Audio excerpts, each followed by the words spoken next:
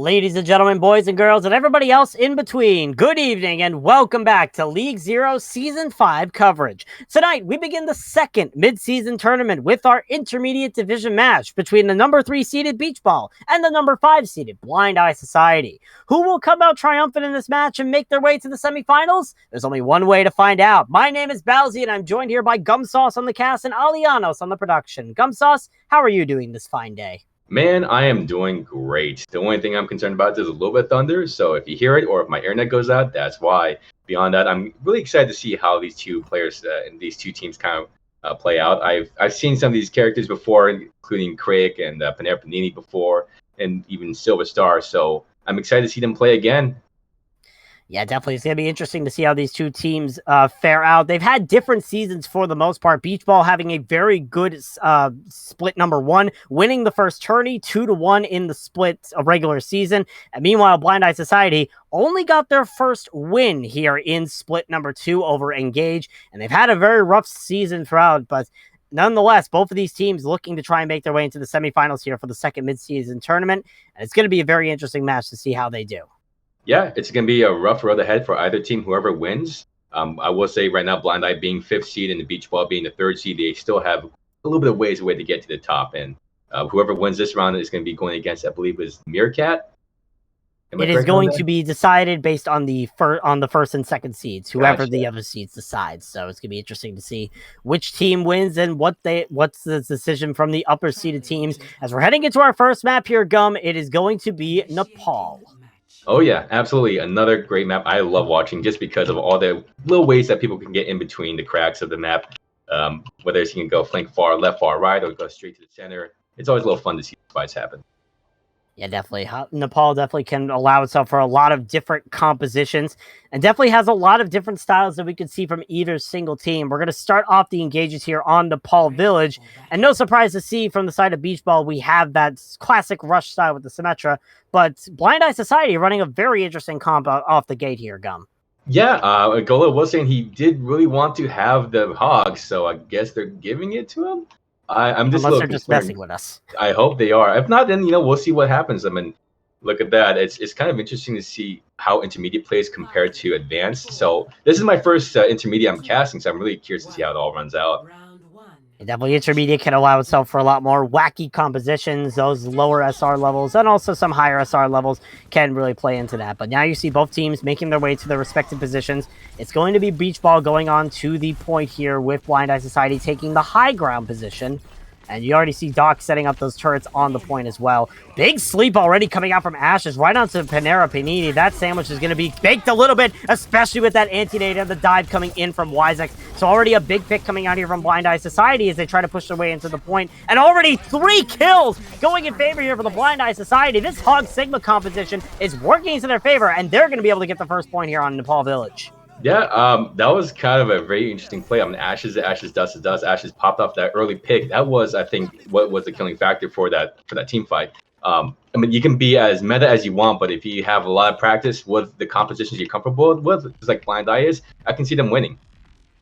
Yeah, definitely. Great play there from Ashes and the rest of Blind Eye Society. Now, Beach Ball coming back in. Doc has switched over to the Cassidy now, but that's a 4-man anti-nade coming out from Ashes. Going to slow down their momentum a little bit, but still, Beach Ball making their way across this high ground, trying to put the pressure to the side of Blind Eye Society and trying to take some control of the point. And Panera Panini having a very rough day right now. Gets hooked and killed by Golo. That's the second time Lucio has died first in these engages. It does not mean Beach Ball is out of the fight, however. They still have Zimziv healing them up, and 4 is starting to drop a little bit low on that Sigma. Will get the kill, however, onto Doc, and now it's pretty much game over here for Beach Ball. They just have to try and get any progress they can and try to reset quickly as possible. Yeah, Panera Panini actually died both times in both of those engagements at first, and when I saw Doc going in by himself as running in, basically, I don't know how to explain it. I was like, wait, how about the rest of the team? They're staying up, and then we have Cassidy just down here on the bottom, just going to get murderized by 4. Yeah, so definitely it's going to be interesting here. Ults are coming up on both sides, so it's really winnable here for either side. Blind Eye Society does have the sort of ults advantage here.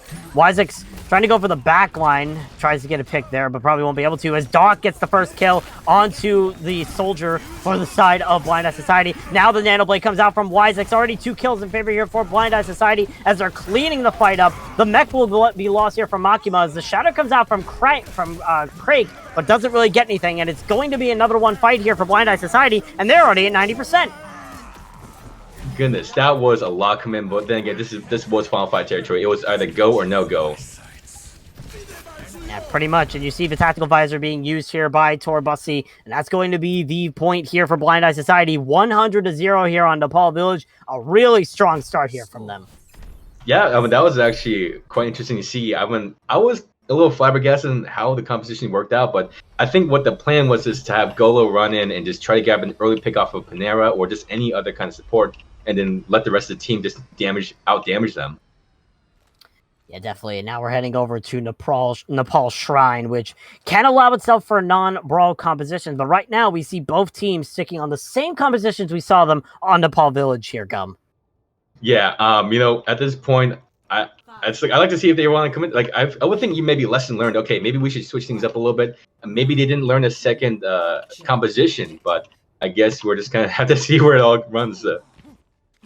Yeah, definitely. There is actually one change, as I mentioned, that RQT switching off of the Mei and onto the Reaper here, providing a lot more close range damage, which might be able to help a little bit with this Hog. As you see Golo flanking from the back, hooks up Makima on the Diva, does not, however, demech that Diva, so very good start here from Beach Ball as they're able to also get that kill onto Torbussi. So the kills are going in favor here for Beach Ball. 3 kills in their favor. Doc does die to Wyzex, who's in the backline with Golo. Golo tries to hit the hook, unable to do it, but it looks like in the end of it all, Beach Ball is going to be getting the point. But Wyzex making a lot of show here on this Genji, but still, Beach Ball gets the first cap. Yeah, Wyzex just definitely popped up there, but I think at this point it was a composition difference at that point. I mean, you got just them all huddled up. I think they realized, hey, if we huddle up together, I don't see any reason why we couldn't beat Blind Eye in their own game. Yeah, definitely. So now it's going to be the question here of how are Blind Eye Society going to engage into this? They have a lot of different maneuvers that they can take, and you already see Golo once again taking that flank angle, trying to get the hook off, and will get the hook off onto Panera Panini. Now RQT is also dead to Wyzex, and Wyzex once again showing their skill here on this Genji. It's going to be a clean fight win here for Blind Eye Society, as they'll be able to get that point back into their favor. Yeah, that was an absolutely clean fight. I mean, just 10 out of 10 would want to see again from the side of Blind Eye. But we got Beach Ball with 36%, so it's just a matter of how they're going to re-engage and get back onto points. I mean, you can run with this Ryan, you got to protect the president, and I mean, I wonder if they're up for it. They don't have any ults. Yeah, definitely. It's going to be interesting to see. Zimzif use that Amplification Matrix trying to keep the point alive. This is going to be a big flex coming out from 4. All 6 members lifted to the ground. The Immortality Field is there from Zimzif, but the damage has already been done. 3 kills in the favor here for Blind Eye Society. Make it 4, and they're going to be winning this fight handily. Jeez. I mean, and that was, again, that, I don't know, that sparks joy right there. Just watching a team just runs really wild confident, take it back, and now they're even. So now we have, how many ults? We have 2, 3 ults coming up again on the side of Blind Eye when we have, again, another 2 or 3 running on the side of Beach Ball. I think this is time to use ults. Yeah, it's going to be an ult game here on out. We'll see what's able to work.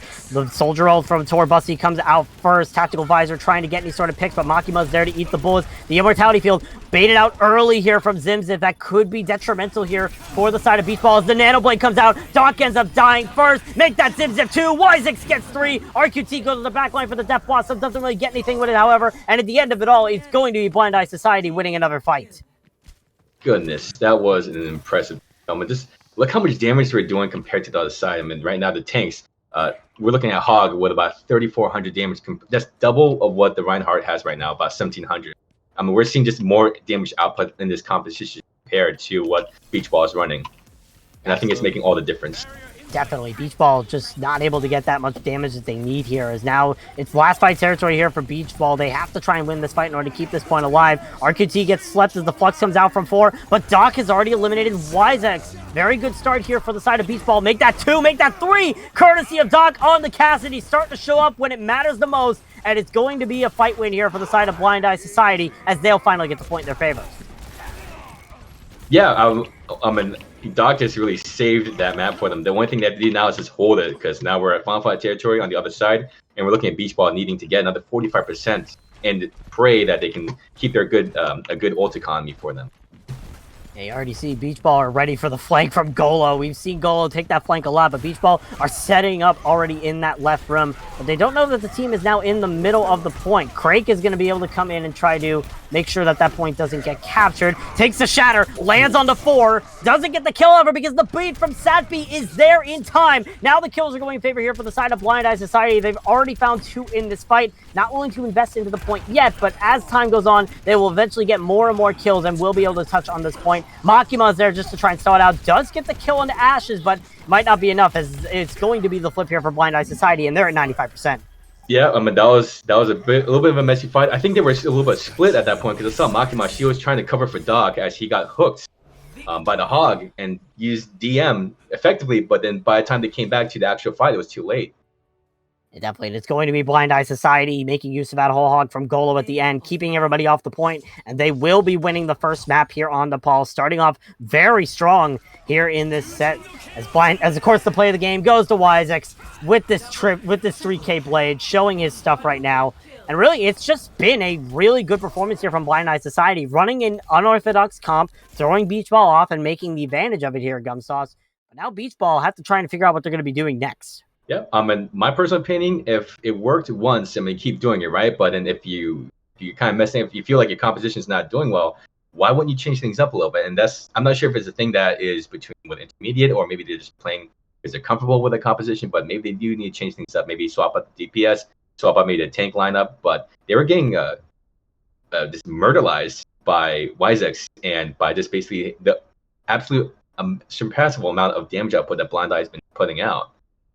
Yeah, definitely. Blind Eye Society doing a lot of damage. Really, it's not all about the team coordination when it comes to Blind Eye Society. Sure, there is some coordination there, but like we saw people on the flanks, we saw people getting those individual damage, those individual kills that mattered more. Beach Ball, they were coordinated, but they weren't getting the kills necessary. You're pretty much just like what could it relate to? Like, still, Beach Ball, they are coordinated but aren't getting the skill. Blind Eye, less coordination, more skill on their end. But now Beach Ball get to choose our next map here in the series. I believe it is going to be our escort map next, if our producer could remind me about that, because it's been a while. It's either going to be escort or it's going to be hybrid next. Hybrid. I've gotten confirmation it is hybrid next. So what map do you think they want to choose here going into this into our hybrid map here, Gumsauce? Personally, I would assume it's King's Row. I mean, that's just my personal opinion, because it seems like everyone wants to pick King's Row from time to time, and I think it kind of fits with the comp that Beach Ball has been used for. So I couldn't see any reason. I mean, if you're confident enough with the Ryan, then why change it? There are a few other options on the table for them. They need to change it up a little bit, but I mean, this could be a pretty. Oh, I guess I was wrong. It looks like they're going Blizzard World. Yeah, definitely not going for King's Row. They're going for Blizzard World here for our hybrid map. And Blizzard World is an interesting pick. Has a lot of those wide open angles, which can make those flanks a little bit harder. Blind Eye have to try to set up the Roadhog into a specific area if they want to go for those Roadhog flanks again. So this could work into Beach Ball's favor. King's Row can allow a little bit more of that Roadhog flanking, especially if you know your strategies with Symmetra teleporters and alternative ways. So definitely is going to be interesting to see what the move is here from Beach Ball, why they chose this map in particular, as we're just waiting for the teams to get ready, and we'll see what the strategy is here for Beach Ball on Blizzard World. Yeah, I hope it wasn't a reaction from Golo doing those flanks earlier and noticing, hey, there are a lot of opportunities, as you mentioned before, to have the hog kind of hiding around the corner in the streets of London, compared to Blizzard World, where things are a little bit brighter, a little bit easier to see, and a little bit wider of engagements for characters. So not as many flank opportunities, at least without making a very long trek and spending even more time away from the other team. Yeah, definitely. The only place where I feel like the flank opportunities are a lot more common is on point number 2. But if you can keep them at point number 1 or bring them to point number 3, then the flanks are going to become a lot harder because it's a lot more space. There isn't a lot of avenues that you can take. Flank opportunities are possible, but it's a little bit harder. So we'll have to see what the move is here from Blind Eye, if they're going to be continue running these flank strategies, or if they're going to have to try to change their game, and what the reaction is going to be from Beach Ball. Are they going to be able to counter these flank strategies, or are they going to be struggling a little bit more against this team? Yeah, that's a valid point too. I mean, one way I was thinking of it too is just being an intermediate player and being one myself. I would think, okay, well, if they get one good pick from Blind Eye Society, then really it's hard for a team who's like in the thousands range to really be able to still win a fight from 5v6 without feeling, oh, we got to either make up for the missing character or we're going to try to pop off and get some picks to kind of counter that 5v6 situation that they're doing with these flanks. I mean, I wonder if this will be a continuing thing through Blind Eye Society. I haven't been keeping too much of an eye on them, but maybe I should start. Yeah, definitely Blind Eye Society showing that, like they've had a very rough season, but they are willing to throw off teams when it matters. Again, they did get their first win here in League Zero in the second split, and they're starting to ride the momentum a little bit from that first win. So we'll see if it's able to work into their favor and take down the first split tourney champions here in Beach Ball. As we head into Blizzard World, it's going to be Beach Ball on the defense first and Blind Eye Society on the attack. So we'll see what the two teams decide to come up here with their compositions as they're shown here. And right now, as we see the compositions, Gum Sauce, I mean, this is pretty standard we see from Beach Ball. Standard? Yeah, very much so. But on the other side, okay. Well, it looks like for Bussy, I believe it's Silver Star is going to start off probably with a Widow early pick and then maybe switch to something a little more practical. But is Wisix really going to stick with the Bastion? I don't understand it. I mean, it has to be a meme. It's a meme, right? I mean, I hope it's a meme because Bastion is a very, very situational hero. You don't really want to run a Bastion on attack unless you can really set up those weird flank positions. If you could sneak that Bastion somehow into the back line, then by all means, it is going to pretty much be like an AC 130. But elsewise, it's not a good pick. There you go. Wisix switching over now to that Genji, which we saw a lot of good performance on from Nepal, so it can work into the favor here. Here comes Torbussi going for that Widow. Doesn't look like they're able to get the first shot, so might actually be sticky on the Widow here to try and get those early shots. Yeah, I mean, honestly, Widow would not be a bad idea just because we have two snipers on the other team too, being RQT and Duck on the Hanzo and the Ashe. So I don't see any reason why you wouldn't want to swap off, honestly. It might be a viable option if you get an early pick off of one of the DPS and reduce the damage that that Beach Ball can do. Meanwhile, Golo once again on the flank. Oh, but it's noticed. Makima gets a perfect shield onto Golo. Make sure that Roadhog was not able to get any sort of progress. Wisix died before the fight even began as well. Great pick out again from Makima. So really, it's just a setup here from Blind Eye Society, trying to get this Roadhog into the backline and find that first pick so that they can engage. Mm-hmm. Yeah, and I think Golo just has this tons of confidence and tons of keepers just oozing with it, going like, I know I'm going to get a pick. I don't care if I can get spotted out. If I can get one pick, got one half of it, was able to get the hook onto, I believe, Zimzip there, but RQT shoots them out in the backline. So great reaction there from RQT, making sure that making sure that Hog does not get that first pick that would desperately cost the fight here for Beach Ball. Yep, and there they are. They burned almost a minute 30 trying to position Golo to steal a little flank, and then now they're losing character. They're losing part of the team members. They should just at this point retreat, wait until everyone's kind of all together, and maybe go for push. Maybe you shouldn't do a little flank in the beginning on point A. Maybe you should just go full forward. Yeah, definitely. We also see Torbussi switching off the Widow now onto the Ashe, which that was the first death that they've had in this map, so probably was waiting to try and die so they could use the Ashe. But it looks like now Blind Eye Society going to be taking a different approach here. But that's a massive dynamite coming out from Doc, just stalling out their progress a little bit. Nano comes out here onto Wisix, does not have the blade, but the Bob is invested here from Doc as RQT ends up dying. The Gravitic Flux is used here from Makima. Ults flying left and right, but so far the picks are in favor here for the side of Blind Eye Society. Four, however, now dies, and now the picks are swinging in favor of Beach Ball. They get the two picks that they need, and it looks like they're going to be winning this fight in the aftermath. Yep, never underestimate the bongo. Never underestimate it. Pretty much. It's Golo. Golo gets that late kill onto RQT, and yeah, he's just standing over his corpse, putting a little teabag into there probably. But yeah, that's probably going to be detrimental because Golo, I think, is just going to be spawn camping RQT, meaning that Beach Ball might be in a 5v6 this entire rest of the match.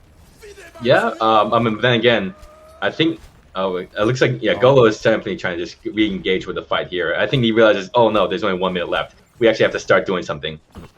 Yeah, I mean, Golo has this whole hog as well, so it could work into Blind Eye Society's favor. As right now, it's just a very advanced setup here from Blind Eye Society, making sure all 6 of their members are ready. The dynamite comes out from Doc. Same with the dragons coming out from RQT. Doesn't get any kills, but does separate the tank as Wisix gets another nano boost. This time has the blade online. Will slash Doc to pieces as the rest of Blind Eye Society start pushing in. Whole Hog invested here from Golo as Wisex gets a 3K with that blade, making a 4K with that final kill into Zimzip. Almost a 5K getting out Makima, but it's going to finally be Blind Eye Society. A long and oversaturated push, but they will be able to get that first point. I was losing confidence, I'll be quite honest, with this strategy, but just give one good Nano Blade to Wisex and bam, your problems are solved. He's a problem solver here.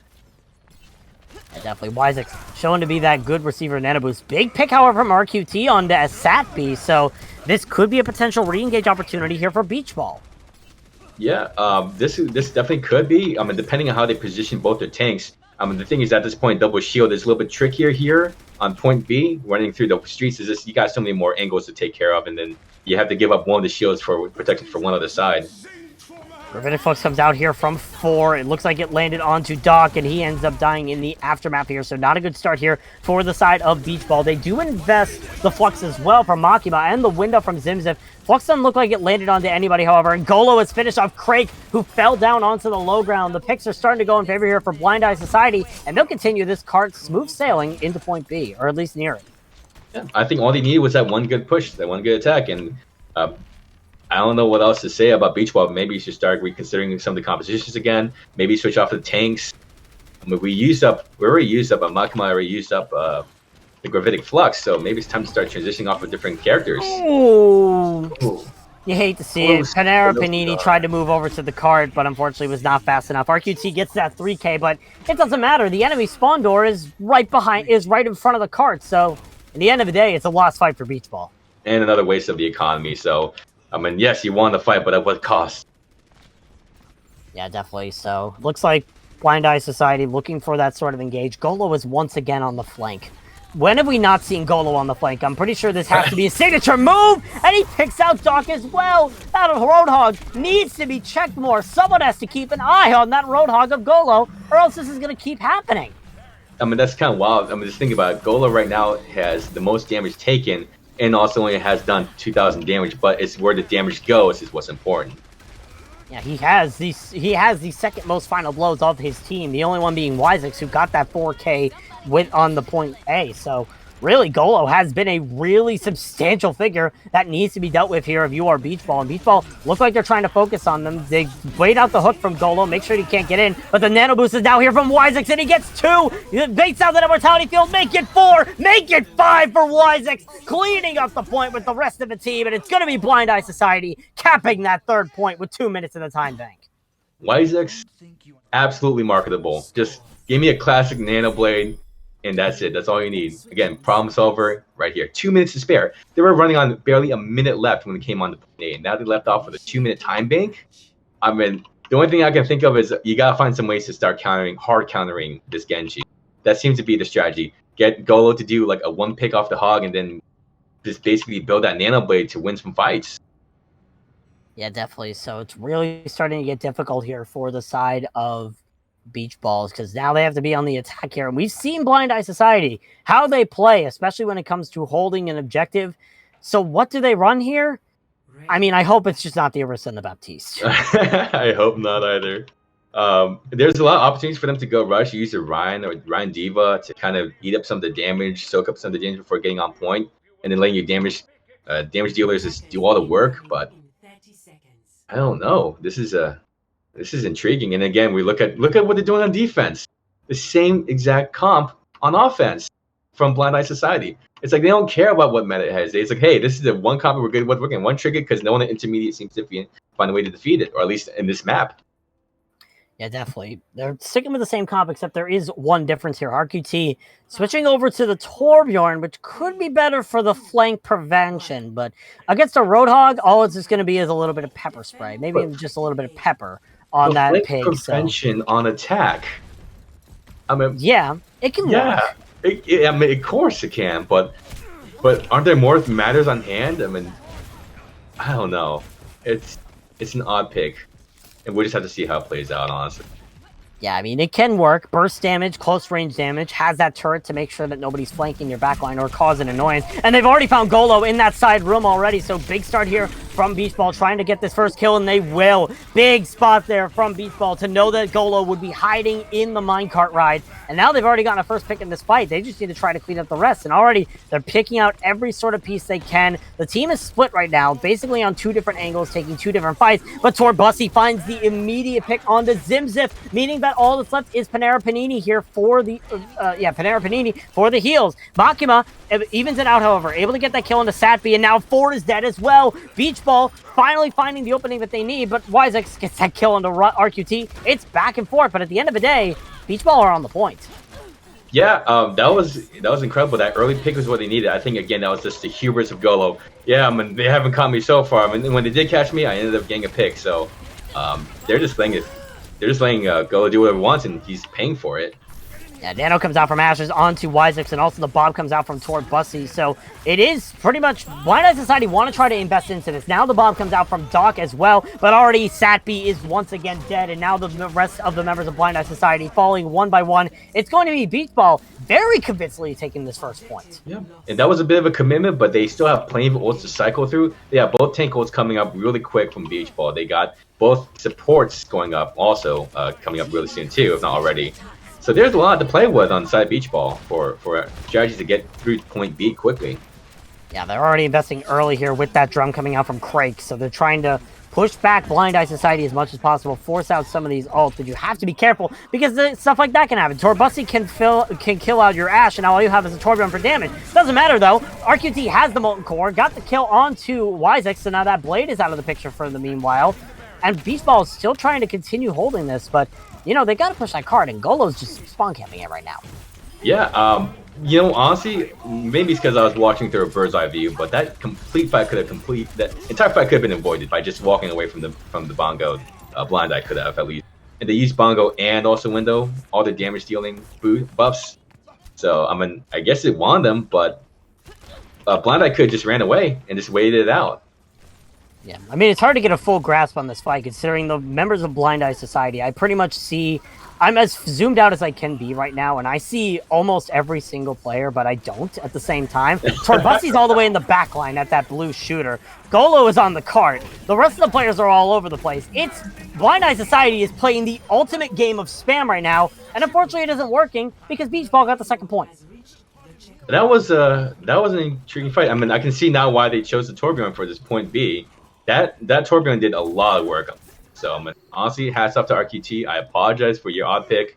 How will it work out in the third point now, in point C? We have so many ults on the side of Blind Eye compared to what is coming up on the side of Beach Ball. Nanoblade comes out first from Wisex. The Flux from Makima tries to cancel it, but Wisex has already found 2. Make that 3. Wisex has been an absolute beast with these Nanoblades, but it's still good. It's going to be a win here for Blind Eye Society, but the rest of Beach Ball will retreat back into the spawn. I just feel like with Wisex at this point, whenever you hear the Nanoblade come out, you just say, okay, guys, we lost this fight. Let's go game. Like, it's almost like, should we continue fighting this? But I guess it's good to have that confidence still. But, man, Wisex is putting on a lot of work. Definitely. Wavification Matrix comes out from Zimzif to try and push forward Beach Ball. They get that first kill onto 4, and now the Bob is invested here from Torbussi to stall some time here. This just get burned immediately by RQT. Great play there from the Torbjorn. And now the card continues moving here for Beach Ball.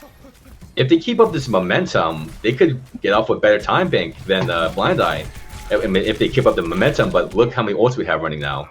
Ooh. And especially that big kill. Golo once again trying to flank, gets found out, but Torbussi has found 2 onto Panera Panini and Doc. It's winnable here for Blind Eye Society. They need to try and push this out as best as they can. You see, they're just trying to bring themselves into this, pushing forward and finding the picks that they need. Blind Eye Society somehow bring it back.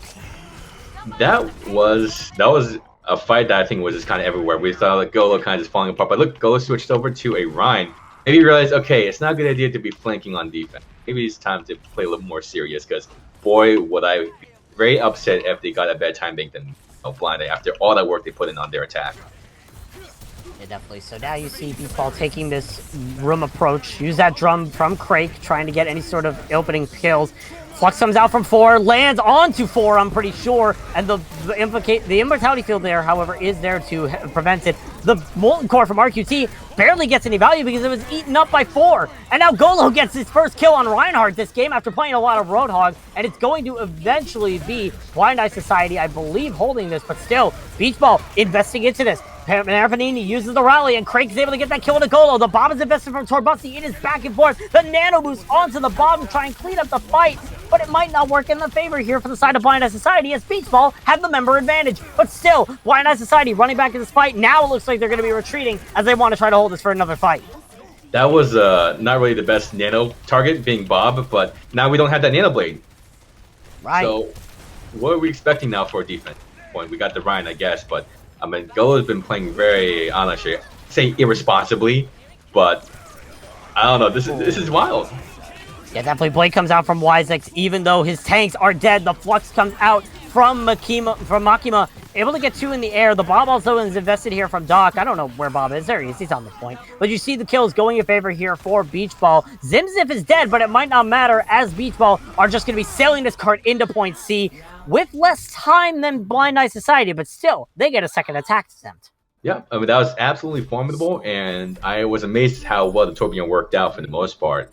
I guess you could say that this kind of almost resets it back. Now they're almost at similar time banks.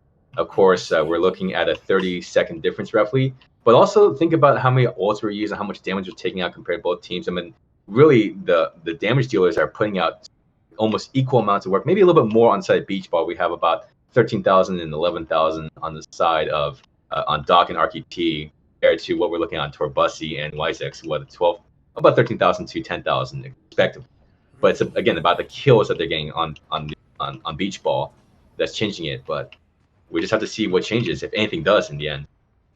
Yeah, definitely. Right now, looks like no changes here for Blind Eye Society, except they're putting Torbussi back on the Soldier 76 instead of being on that Ash, which he was running a lot of before. So definitely is a strategy. Yeah, I mean, Ash would have been a great pick on defense, too. We saw Ash being used quite a bit. But I guess they wanted more consistent damage, and Soldier is excellent for that. We're talking just pew, pew, pew all day long. You get maybe more a little self-sustaining.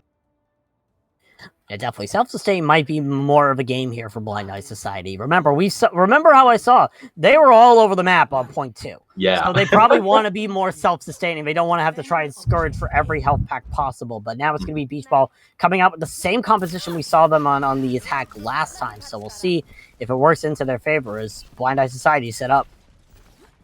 Yeah, I mean, I'm still kind of amazed that Beach Ball decided not to go with like a Ryan or some sort of rush comp. They're just going with his double shield, and I'm not sure what exactly they're looking to accomplish with it, just based off the composition, but they're definitely not trying to get on point as quick as possible. I think they're just being a little more cautious, knowing how Golo plays. Yeah, definitely. And already you saw Craig was able to spot out Golo, who was on the high ground, just barely on that little edge, trying to find a hook. Does find the first hook onto Craig. Craig very low, but that immortality field is there, but it's not for long as he will end up dying. Doc able to get the kill onto Satby, however, so it's still winnable here for Beach Ball, but they probably just want to retreat here, especially with Zimzip flying. They want to try to retreat and get another push in as fast as possible. They need to reset as quick. Exactly. They have about 35 seconds left, and that's good for one good push, but without a Lucio on point or without some sort of speed, none of their characters are really mobile, so they have to pray that they get on point within the next 25 seconds.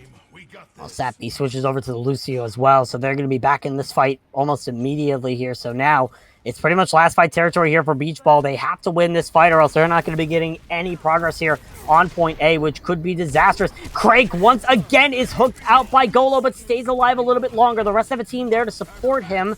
But now you see they have to try and touch this point. There's only 5 seconds. And Golo finds the first pick on a Panera Panini. That's not what you want to see. Doc also dies as well. Blind Eye Society finding the kills they need. That window coming out from Zimzip might not make a difference here as the nano boost is applied to Wisex. And we know how well Wisex has done thus far in that Genji. And it's going to be a full hold here from the side of Blind Eye Society. No progress for Beach Ball. Yeah, the only thing I can say to Beach Ball is I think what they could have done was go with like a Lucio focus comp, focus one side of the map, knowing that they can be split, and just going for it, and then getting at least a pick or two, and then trying to see if you can take a point from there.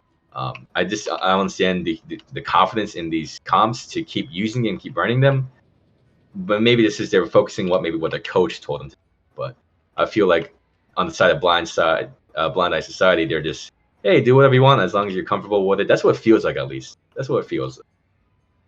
Yeah, it does sort of feel like that from Blind Eye Society. As now we're going on to the defense here for Beach Ball, and they're sticking onto the Torbjorn this time. No Hanzo for the defense. Yeah, I guess this will have to kind of run and see. I mean, it looks like Torbussi is on the Tracer.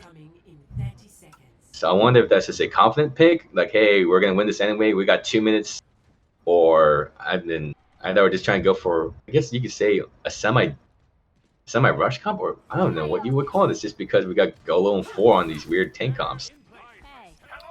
I mean, we could probably call it a spam composition. We've pretty much seen them take these multiple different angles. That is the nature of a spam composition. You take the multiple different angles, you split apart the enemy team, and you find those picks individually. So it probably is that spam composition, as Torbussi is going to be coming out on this Tracer. Might have a little bit of trouble with RQT's Torbjorn, but still, an opportunity here for Blind Eye Society. They have 1 minute and 40 seconds to try and get one tick. Yep, and that's all they need. Just 33%. Either that or just take a draw, which would be very disappointing how well both of these teams fought, but still. Yeah, definitely would be a little bit disappointing, as you already see Blind Eye Society making the rotation, but Doc is able to find out Wisix before the rotation is completed. Golo is peeking. Golo wants that flank. Torbussi's in the front line trying to pressure out. Again, this spam composition in work here from the side of Blind Eye Society. Yeah, I mean, Wisix dying that early also is a detriment to the old comment now, because now there's a lot less of a chance of a Nanoblade coming out, which is going to be what has been winning Blind Eye so many fights. Golo's on the high ground, trying to look for the hook. Hits the fortifying Orisa. That is not the target you want to see. And Dog kills out Wisix again. Dog has found this Genji's number, and it's not been helpful here for the side of Blind Eye Society. Yeah, and now we're looking less than a minute to get something done. Oh, yeah, I mean, Golo missing another hook. That is 0 for 2 thus far on this attack. Time's running out for Blind Eye Society. They're down to 40 seconds. Yeah, I mean, I think that's kind of the problem with the comp, how split they are. If you lose a character, if you lose one of your teammates, then you have to wait for them to come back, or you just have to keep committing, because there's so many people on the flank. And there is that pick. Speaking of the flank, speaking of the flank, Golo finally finds one pick onto Zimzip, and now Doc is dead as well. Wisix's biggest threat is down, and the rest of Beach Ball falling one by one. All that's left are the tanks, and they do not have the sustainability compared to that beat coming out from Satby. Golo's going to be able to clean up the fight here, and it's going to be the first tick taken here by Blind Eye Society. They're going to be going to match point, entering halftime against the Tourney 1 winners. Goodness sake. That was a lot to take in. I mean, I guess one thing you can say is they found that Blind Eyes found the comfort in their play style. And even without Wisix's Nanoblade, they still won it because Golo and 4 was just knocking it out of the park with their tank lineup. Yeah, definitely. And once again, Wisix getting the play of the game for these amazing Dragon Blades. It really has been the Wisix and Golo show this entire time. We've seen both of them really be the playmakers here for the side of Blind Eye Society and really turning these fights in the favor here for the team. And now they're up against match point against Beach Ball. So there is a real potential here that Blind Eye Society could play a massive spoiler to the rest of the teams here in League Zero. Yeah, just an immediate 3-0 would be pretty disappointing and pretty strong of a play for a Blind Eye. One thing I will say is that when we come back from a 5-minute break, I do think there's a couple things Beach Ball can do to kind of prevent a complete 3-0. Yeah, definitely. When we come back, we'll be seeing if Beach Ball can try to bring on this reverse sweep, or Blind Eye Society are going to make everybody turn a blind eye and make sure that they are recognized in League Zero. We'll see you after the break.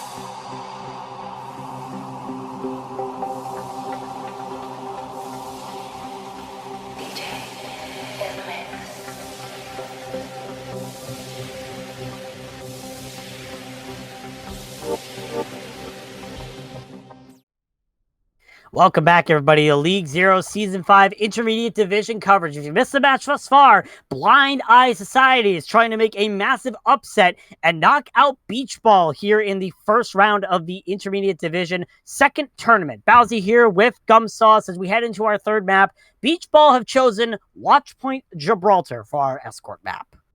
Yeah, and it's kind of what I think about now. This is a 2-0. This is match point. And what I was mentioning and what I think really Beach Ball has to do is they have to find some ways to kind of recreate how they're positioning themselves or finding some picks to kind of hard stop Golo or hard stop Wisex from getting those fight-winning picks. So again, Watchpoint Gibraltar is a very intriguing map, a lot of verticality.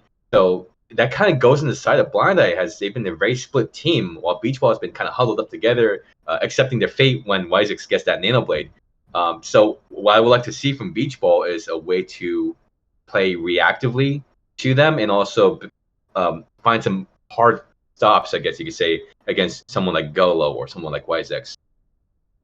Yeah, definitely. So it's going to be interesting to see what the adaptations are here from Beach Ball, how they're going to try to stop this weird spam style that Blind Eye are playing, where Golo's just flanking and Wisex is constantly building up Nano Blade thanks to Ashes. Also want to clarify, since I'm seeing in the chat, someone's asking it. Tor Bussy in this match for Blind Eye is Silver Star, so don't get confused. I saw someone thinking it was Ashes. It's Silver Star. Though I will say, Torbussi, that is a great name. I'm a little bit jealous, but I could never do that. It really depends on your taste. But yeah, we're going to be getting into Watchpoint Gibraltar here very soon. So it's going to be interesting to see what these two teams bring to the table. And if Beach Ball can make some sort of comeback here, or else they're going to be facing elimination, and Blind Eye Society is going to be going on to the semifinals. Mm-hmm. And again, not just any elimination, but a 3-0. I mean, that's just wild to think about. I mean, they're playing pretty decent fights, but they're just not converting them into wins. And so this is it. This is their time to shine for Beach Ball to go, okay, we're still a better team. We can still win this. We can stay in the fight a little bit longer than just a 3-0. Yeah, definitely. And it's not like the performance we've seen so far from Beach Ball has been bad. Like, they've been very good at the engages. They've been very good at finding the right opportunities, making the right rotations, and making the correct hero swaps. They just need that one little bit of pressure. They need to make sure that the pressure coming out from Golo isn't affecting them as much, because Golo has been running rampant and Wisex has been running rampant. And right now with the composition we see from Blind Eye Society, looks like Torbussi might be running rampant. Yeah. I mean, are they going to stick with a El Presidente or a Protected President? I mean, that would be very weird to see come out, but I'm not sure if there's a lot of DPS coming out on the side of Beach Ball with their composition. We got really just Doc doing the majority of the damage, I would assume, in this composition. And with a shield from further away, yeah, Bastion might be it. Well, you also have Zimzif on the Ana, which means those anti-nades could be crucial here for the success of Beach Ball. But you see Blind Eye Society, they are sticking with this Sim Bastion TP strat. So main goal, stick with the cart and then teleport to a random location and hope to God the enemy team doesn't notice you. But Beach Ball want to try to make the engage, but they have to wait for the correct setup in order to do it. Yeah, one thing I will say is that the team on Beach Ball's comp, they are definitely a lot of spatial denial with the monkey coming in. Maybe he's learning something from Gullah. Hey, maybe I can do a little bit of flank partially, get them a little bit separated. Oh, big sleep coming out from Zimzif, and Torbussi ends up also getting rid of that immortality field. Ash has actually used that immortality field. And Doc finds the first kill on the Satby. A very good start here for the side of Beach Ball as they start cleaning up these picks. But that card is moving, and it's the Roadhog of Golo that's on it. Golo switches back on and gets the kill into RQT. So Beach Ball, they will be able to win this fight. And at the end of the day, it looks like they're going to be finally eliminating Golo as well. Okay. That was just a complete old battery for them. Golo just thinking they can get away from making the corner, but he said it's worth. I don't understand if it was. I mean, he got pretty far with it. I mean, there's no one I expect to be on card other than Golo, so. Yeah. And now we see wholesale swaps now coming out of the side of Blind Eye Society. Satby switching over to the Lucio and Torbussi and Wisex to the double sniper composition here. So a lot more long-range damage here from Blind Eye Society to try and deal with this team. Yep, and that verticality is what's really going to help them. I mean, the only one who can really get up on top of these points really is your Monkey and your Diva. Everyone else is going to have to be kind of falling around and protecting the DPS or hoping they can get enough healing on the tanks. Yeah, definitely. It's going to be challenging here for Beach Ball, but the Nano Boost goes on here to Crank as they start making the push and gets hooked up by Golo, but is able to stay alive for the most part. Now the Primal Rage comes out, gets rocked by 4 before he's able to get any sort of value, and Doc's able to find Wyzik, but Torbussi hits a big hit shot onto RQT, but at the end of the day, it's going to be Beach Ball winning this out as Crank just runs back to the side of his team.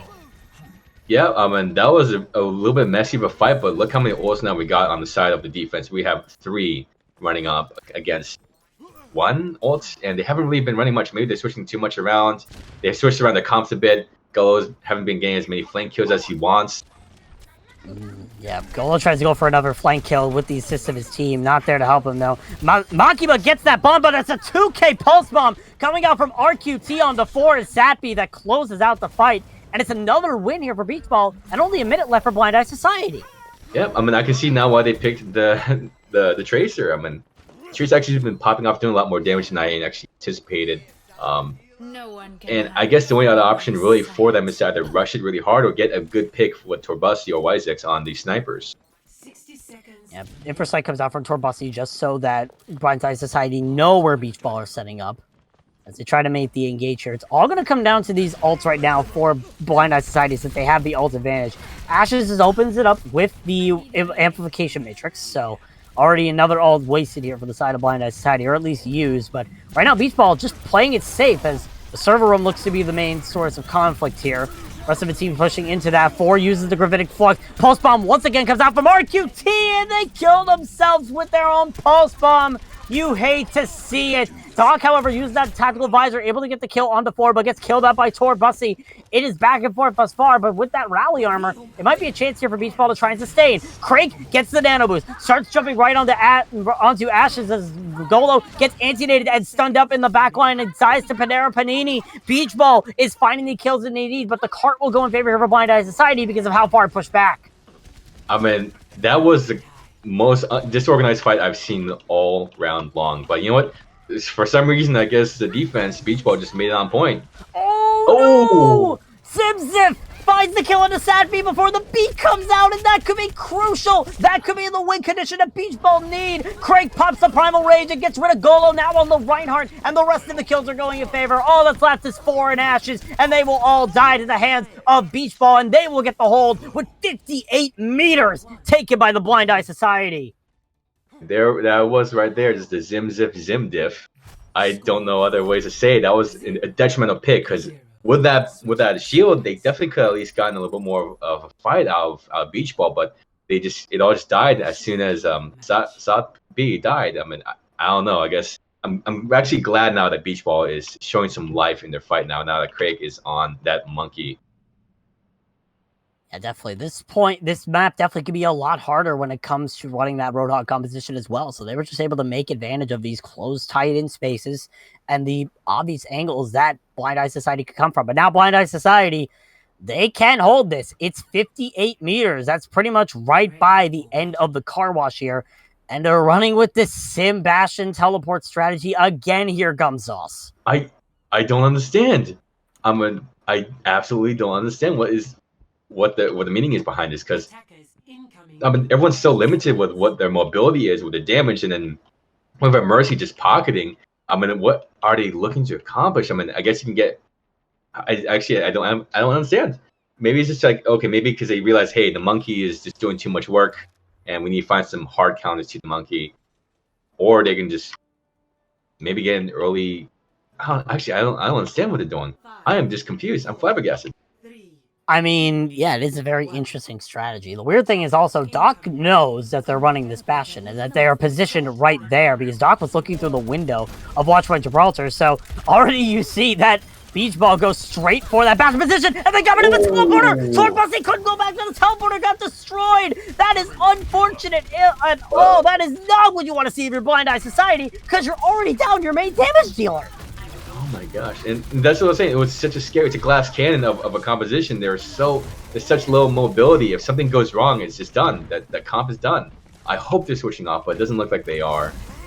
Yeah, it looks like they want to try to stick on this as the cart nears that 58-meter mark, only 6 meters away. Torbussi once again getting pressured out here on this Bastion as Beach Ball just try to take their time, find the perfect opportunity to try and push this cart in. RQT is the only person on the cart right now, just making sure it sails in. And Makima finds the critical pick onto Sat B. That's what you want to see right now if you're Beach Ball. Tactical Visor also used here from Doc, who is on the high ground, goes into the server room to try and finish out. Torbussi is able to get it. RQT does die to Ashes as Golo and Ashes are contesting that cart, but the picks are all going in favor here for Beach Ball. They want to make sure that they do not get 3-0'd in this series. They want it to go the distance, and they're going to start by winning on Watch by Gibraltar. Goodness sake, that last fight, they basically switched sides at that point. One team was on the other side, and the other team was on that side. I mean, Doc ending with a 4K on the very end. I mean, that's what I was waiting for. This is what I was waiting for. I was waiting for a good competitive fight, and it looked like they were very dominant. Beach Ball was very dominant on Watch Point Gibraltar. I think they were waiting for this map to happen to build that confidence back up. Yeah, definitely. It definitely was a good map pick here from Beach Ball. Worked into their favor, made sure they could counter these weird compositions that we've been seeing Blind Eye Society throw at them every single map. And now it seems like they've found that kryptonite that they've been looking for Blind Eye Society for the entire match. And now they have a chance to try and turn it back here with map number 4. But now Blind Eye Society have a chance to bring it back here. They get to choose our 2CP map between Hanamura, Anubis, and Volskaya. And they've chosen Temple of Anubis, which means we might see more of those TP shenanigans if they pull it off correctly. I mean, yes, but I would, again, maybe it's just me, but I'm someone who, if I get burned once, I don't want to step my foot back into the fire. I probably would not want to run that comp again. I would say stick to what worked before. Wyzix on the Genji doing those nano blades, and Golo running some meme flank strategy with Roadhog. And this map doesn't have as much verticality compared to what we just saw in Watch Point Gibraltar, but there still is some. But I think it's viable to go back to their first comp that we saw in the first 2 maps. Yeah, definitely. So it'll be interesting to see what they go for here. Obviously, we've seen a lot of flank potential from Blind Eye Society. They love Golo flanking on that Roadhog, and they love Wyzix on the Genji. So if they're going to run that sort of composition, Temple of Anubis is probably the place to do it. But Beach Ball, now they need to adapt to this. Obviously, we've seen RQT pull out the Torbjorn on Blizzard World. Temple of Anubis could be a good Torbjorn map, but do they run that type of composition knowing what Blind Eye Society are going to run? Yeah. Or maybe they just say, hey, Craig, you did such a great job on Winston. We're going to promote you to being just Winston. Stay Winston. But, looks like now we're going to have Beach Ball going on the offense while we have Blind Eye going on defense.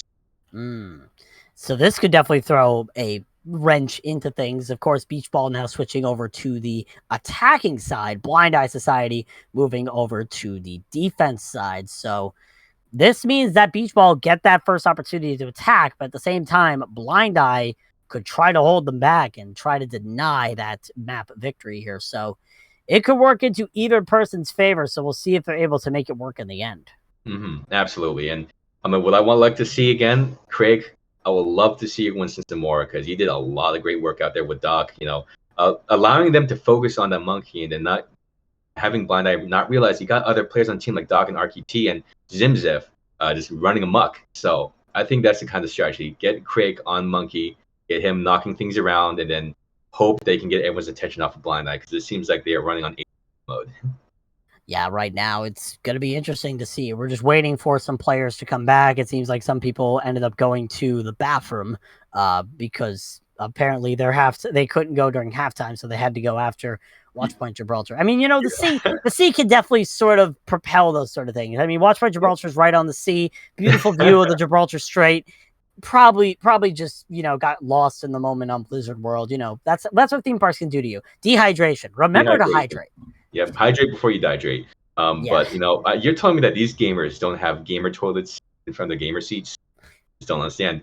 I mean, you're telling me you don't have like a pee bottle? No, you gotta use the bathroom like a civilized person? I thought we were talking about gamers here in Overwatch. Listen, the last time I checked, no one in League Zero played on a Nintendo Switch, but I could be wrong. I could very well be wrong, but sometimes it's really hard to play on the Nintendo Switch. I should know. I own one. I feel that. I mean, I have one too, but what have you been playing recently on it? Have you been?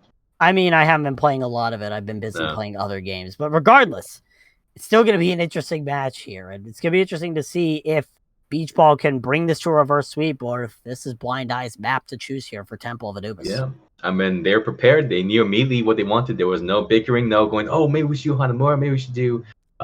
No, it was just immediately Anubis. So I think they're confident. Yeah, definitely. Like they were very confident that this is their map. So this is probably their bread and butter map. So we'll see if it works into their favor. From my knowledge, we haven't seen a lot of map fours here for the side of Blind Eye Society. And I would be correct in saying that they have not had a map 4 this entire split. So they've been running only 3-0s the entirety of the split. So it's safe to say that Blind Eye Society are going to probably be running something here that we have not seen from them since probably week 1. So whatever they're running here, let's hope Beach Ball are prepared for it. They could be running a viable comp. Who knows? They could be running a normal comp. Who knows? Yeah, a normal. They could just be busting out the double bubbles here on Temple of Anubis, and no one could be prepared for it because we're prepared for all the wacky stuff that we've been seeing Blind Eye Society here. But then again, like, who wants to be called milquetoast? Who wants to be a boring, plain piece of wet bread? I don't think that is the definition of Blind Eye Society. I think they're gonna do something fun. Nah. But you might be right. The double bubble is out. We got Zimzif on the Ana. It looks like they might be playing a little bit conservative on attack. I was expecting a hog for some reason. Yeah, I mean, Beach Ball running the attack, of course, on this point now, so they do have that double bubble attack right now set with Crake and Makima on the Winston Zarya, which, hey, I'm a Zarya player. It makes me happy. Yeah, but, I mean, no surprise on the side of Blind Eye Society at this point. Yep, absolutely. Actually, I just realized that they switched sides again, so I'm like, I just had like a dumb moment there. But, yeah, so we're still running hog. We're still running these Genji Nanos on defense. So let's just see what kind of sustainability you can get out of this. We'll see what the plan is here from both sides as Beach Ball make their way out with this double bubble composition. We'll see what the move is here. Definitely the most interesting part is Doc on the Hanzo, which can provide a lot of damage if you're able to spam it out. But you already see Craig diving in, just trying to get those picks. Won't be able to, but Golo is hiding in that mega health pack room on the left. But it still sets up the engage here for the side of Beach Ball. Yeah, now we're just kind of seeing they're all together. This was a mistake. If they got a pick, they could have easily reset them, but now we're going to have to hope something goes in now hard. Big anti-nade coming out from Ashes, and in the end is going to be RQT dying to Torbussy. Makima also dies as well. Dropped very low because of that anti-nade. Wonderful setup there from the side of Blind Eye, and they're going to be able to hold it. Yeah, I mean, that was they grouped up. They missed the opportunity to get picked, but they still won the fight regardless. I'm not sure what they could have done differently, but I guess it just helps them build ults, I guess.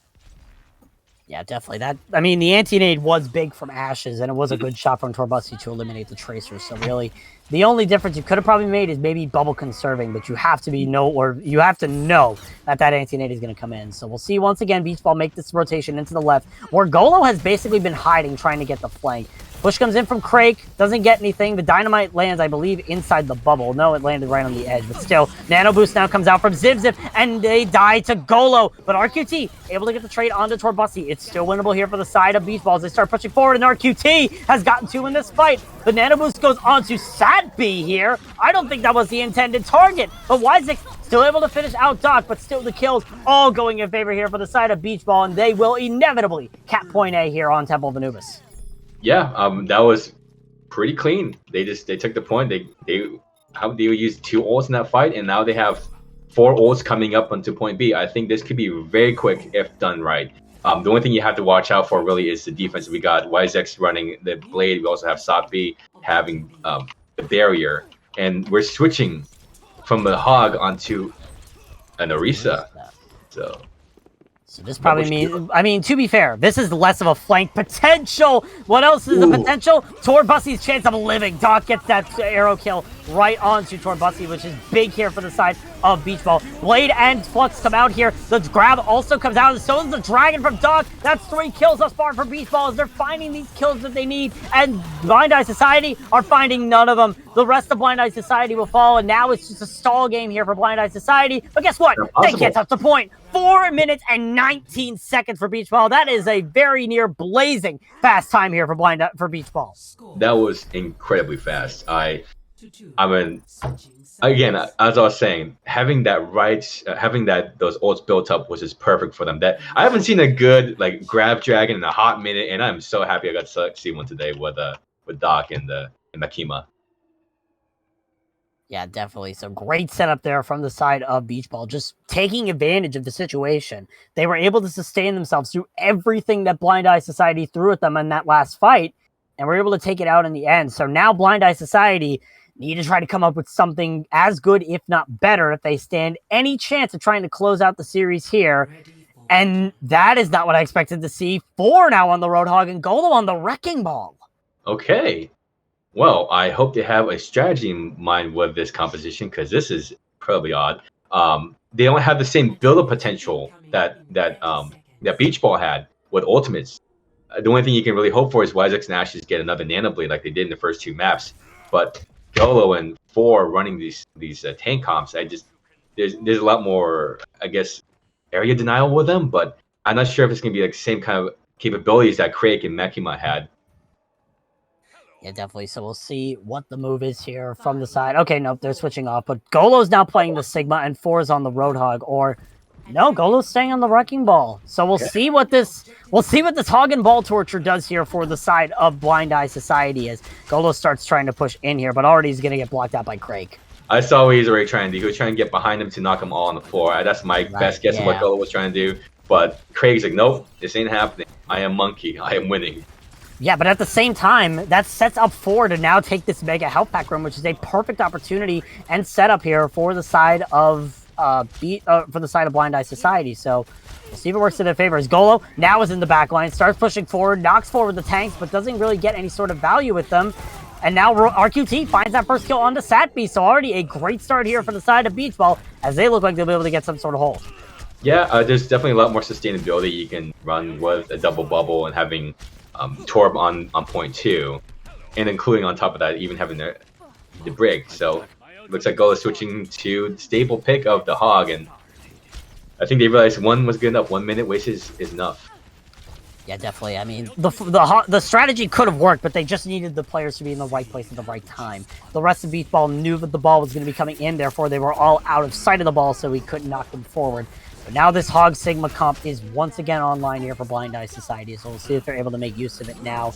Hook comes out from Golo, and it lands on the Doc, which is the big source of damage here for the team. The Nano Boost goes on to Crake, however, from Zimzip, and it looks like a sleep onto Golo as well. Yes, indeed, Zimzip doing really good on this Ana thus far, showing the Zim dip once again, but it's still going to be Blind Eye Society having a chance here. The tactical visor from Torbussi making it a lot harder, and Wisex has all the players in the corner. Golo's found them there as well, and Blind Eye Society just cleaning up the point. They will be getting point A.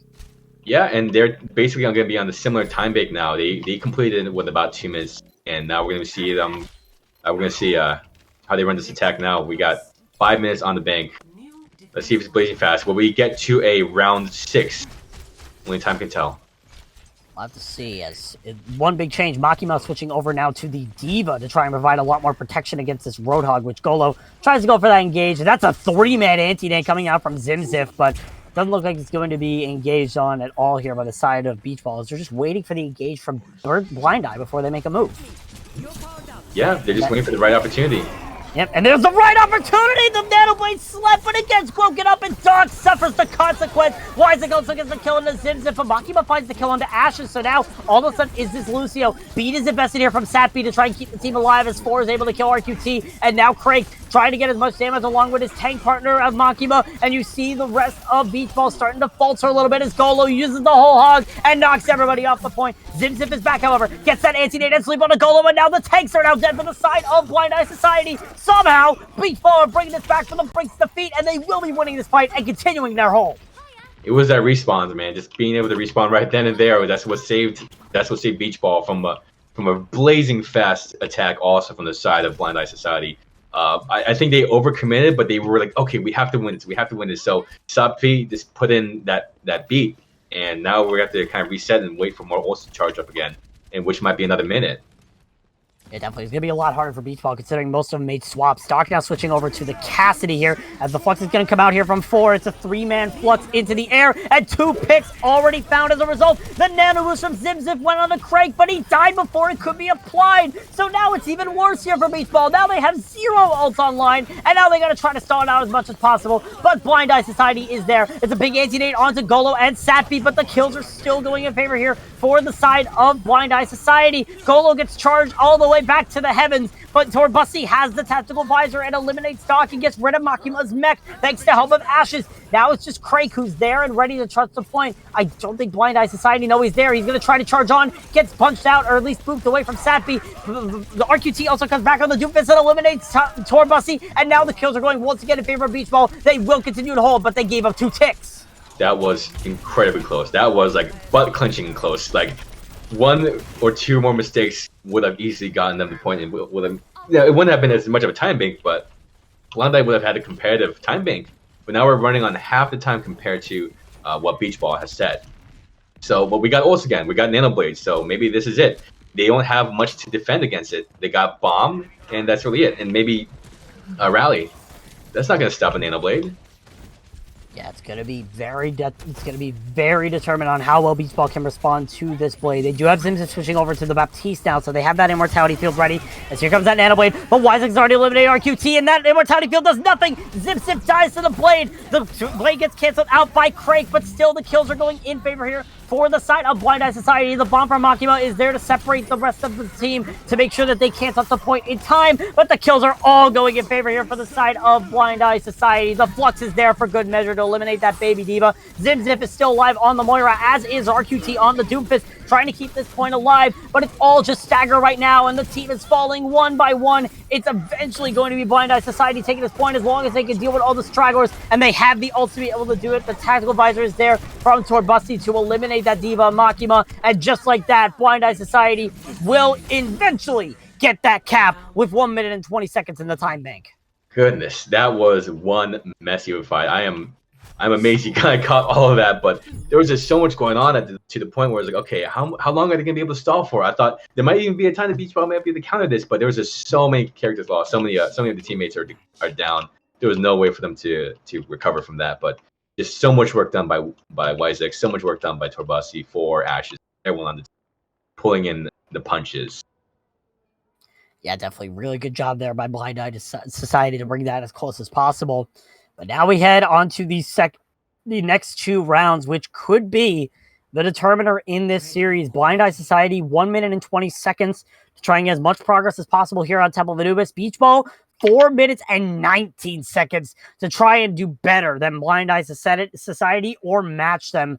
And right now with the compositions, I mean, there's no surprises on the side of Blind Eye Society at this point. But Beach Ball, I mean, running with the same thing, except RQT on the Tracer this time. Yeah, there's a few other options here for them to run. I mean, honestly, like they have the hope that they can do a really good offensive, that Blind Eye Society can do a strong attack just like they did at first point A, and then somehow clean up that point B fight, because that was really struggling to clean up. All right, so here come the pushes. The push coming out from Blind Eye Society, running the exact same thing we saw them run when they finally found the point on point A here. So we'll see if it works into their favor as they all go into this mega health pack room, or at least try to. Ashes might be trying to stall it out so that they can build up this nano boost. So we'll see if it's able to work here as Craig ends up getting anti-nated and falls a little bit low. But still, the right room is of the home of Blind Eye Society. And now they're starting to push across this bridge. That's a massive hook coming out from Golo, but the eat is even bigger from Makima. And RQT finds the first kill on the Torbussi. So it's now a potential here for Beach Ball to try and win this fight in the aftermath. But Blind Eye Society have found their way to the point. Hook comes out from Golo, eliminates the mech here from Makima, but the rest of the team is there to support that diva. Doc finds the kill on the Sappy, and Craig finds 4, but Panera Panini is down. Now all of a sudden Zimzip on that Ana, and they thankfully will survive. So Beach Ball get a hold. Goodness, they have 25 seconds left, and Wisex's shoulders only have so much space to carry the team. I think really the only option left is to hope they get either Nano Blade in time to sustain this fight as it goes into overtime, or I just accept defeat. And this was their pick. This was their map pick. This was their map pick. Golo goes for the hook again. Doesn't land it on the Zip again. Golo needs to hit these hooks in order for Blind Eye Society to find the opportunities, and he hasn't thus far. The touches there from Wisex, but the Molten Core from Doc is absolutely massive, coating the entire point, and it's going to be a full hold here from Beach Ball, keeping Blind Eye Society from getting any progress on Temple of Anubis. Goodness. I will say, I think Makima finally has read the cards that Golo is running, because she's running that diva and is absorbing as much as possible on those flanks. She's keeping a hard eye on all of her teammates, being sure that Golo is not getting the value that he got on the first 2 maps of the series. Yeah, definitely Makima doing amazing thus far. Just finding those opportunities, knowing when that hook was going to come through, and being able to be perfect with the defense matrix and the placement to make sure that no one dives as a result. And it's been the difference maker thus far. So now heading into the attack here for Beach Ball, surprising to see her go back over to the Zarya, but this was the move that let Beach Ball cap point A. Yeah, I mean, the only thing I guess I can say is hope for the best.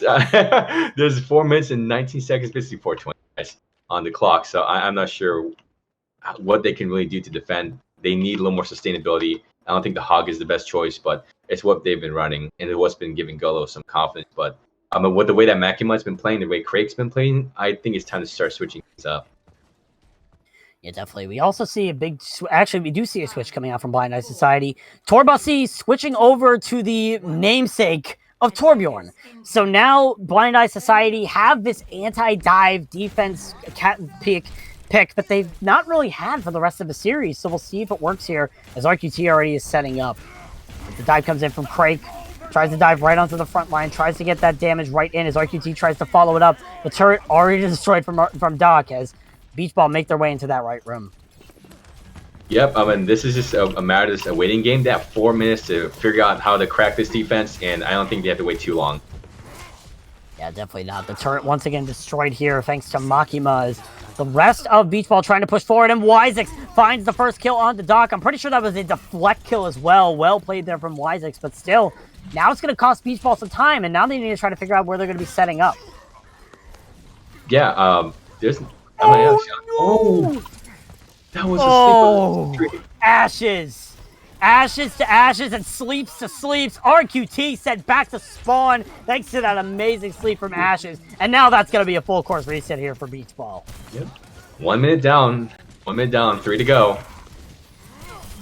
It's that suddenly that 4-minute time bank is not looking as scary here for Beach Ball as the picks still go in favor here. Or the 4-minute time bank not looking scary for Blind Eye Society as the picks still go into their favor here. Yeah. The only thing I'd be really worried about is the value of these ultimates. Well, the ultimates may not matter as Zimsif ends up dying to ashes. The Ana diff is there, but Craig getting the kills that he needs. Golo also finds the kill on the Makima. Pulse Bomb from RQT doesn't get anything, and it's kind of looking rougher and rougher here for Beach Ball. They're using the ultimates and finding these sort of picks, but they're not engaging and not finding the right engagements that they need.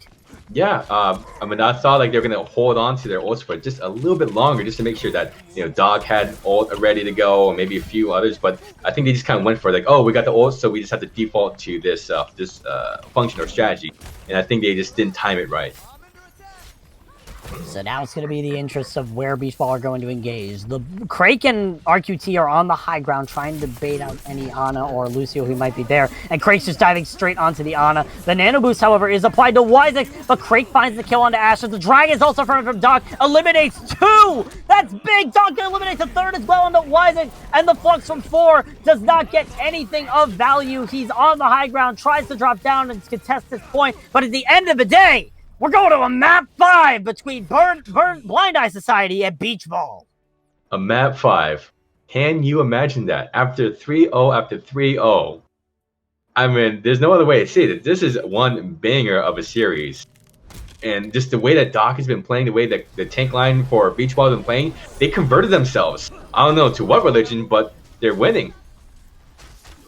Yeah, definitely. It's definitely interesting, and it's worth noting the last time we saw Blind Eye Society in this situation where they went to a map 5, it was a loss to Meerkat Collapse, and that was a 6-map series, so it's going to be very close here. We have gotten word that we're going to try to rush straight into map number 5 here, as Blind Eye do have one of their players having to leave very soon. So hopefully we can finish out the series before they have to go. But they get the map choice here for control, and they have to choose the map here. So what do they choose here to try to make sure everything works? Honestly, it's all up in the air. I'm not sure. Just the way they were playing, because like the first half of the map, they were doing Blind Eye was just popping off to no extent. And I was like, oh, this is going to be easy 3-0. But then Beach Ball turns it around. So I think this is anyone's game. Blind Eye showed really strong, like really, really, really strong play in the beginning of the series. And then Beach Ball just turned it all around. I'm not sure what that 5-minute break did to them, but it changed everything. It changed everything for ball strategy. Yeah, definitely. Blind Eye Society has really struggled thus far since that 5-minute break from Beach Ball. Something got into Beach Ball, and they flicked the switch and now have gotten themselves into a better position. Looks like the map of choice here might be... Actually, no, I'm not going to say that because that's from the side of Beach Ball that they're saying it. So we'll have to see what the move is here from Blind Eye. They get to choose Oasis or Busan for the map. So it's going to be interesting to see what they decide to choose here for that map and which one's going to play to their favor. What would you think would be the best, considering what we've seen from Blind Eye this entire series? You know what? I would really like to see Busan just to see a little bit more of those crazier corners that Busan has compared to Oasis. But and I think Oasis is a little bit too, like, for example, if they end up on City Center, there's a lot of opportunity for them to get on point. But I'm not sure if they have, like, I don't think Blind Eye has the sustainability that Beach Ball does, was just based off the comps alone. Yeah, definitely. It's going to be interesting to see what the move is here from Blind Eye, because both of these maps don't really play well into Roadhog. It's very safe to say Roadhog can't really work on these maps. Maybe you can get some sort of value on Busan if you play the downtown or Sanctuary right, but outside of that, it's really difficult to play Busan or Oasis. And the map choice from Blind Eye is going to be Busan, which might be the better of the two for Roadhog, but is still not the best. Yeah, that's assuming that Gullo will continue staying on Roadhog, but that seems to be the only character that Gullo's had gotten a ton of success on, and that's all dependent on leaving the rest of the team to take care of Beach Ball. So really, the only thing that is just if Gullo is able to just put up with the rest of the team, kind of, hey, it's time for me to work together with you guys, and let's not do a 5v6 anymore. Either that or going with the Roadhog and hoping for the best and getting those picks, and then letting Wisex run those Nano Blades. Yeah, definitely. So there is the potential here for Blind Eye to try and take this, but it's going to come down to that sort of those sort of micro plays. They need to know where to set up. They need to know how they're going to be able to flank, and they need to know how they're going to be able to make everything work. So it's going to come down to everything. So we'll see what the move is here from Blind Eye Society going into what will be the last map of this series. No draws here. And again, reminder, the winner of this match goes on to the semifinals, where they'll face off either Meerkat Collapse or Melbourne Midnights. It depends on what team the first seed or the second seed choose for their opponents in the semifinal match. So we'll see what this map is going to do, which team's going to be able to come out on top, and what team is going to be facing what next time in League Zero. Yeah, at this point, it is still, like I said, anyone's game. I'm not sure if Blind Eye has been, bodied by Beach Ball to the point where they lost kind of their charisma, their confidence. But I really hope they put up a good fight. I would love to see, like, a 1-1, everyone booking as far as possible on this scene who actually wins. So I hope it's not 2-0 on this map, honestly. Yeah, definitely. It is going to be interesting to see how these maps play out, because Busan is interesting, where every map can have a different sort of style. You have your very brawl and close-centered mecha base. You have that very open, yet also can allow for different sort of strategy sanctum. And then you have the closed-in, but also wide open downtown, that really anything can work. There are several different compositions that can work on all of these maps. So it'll be interesting to see what the teams run here on Busan and which one's going to come out on top.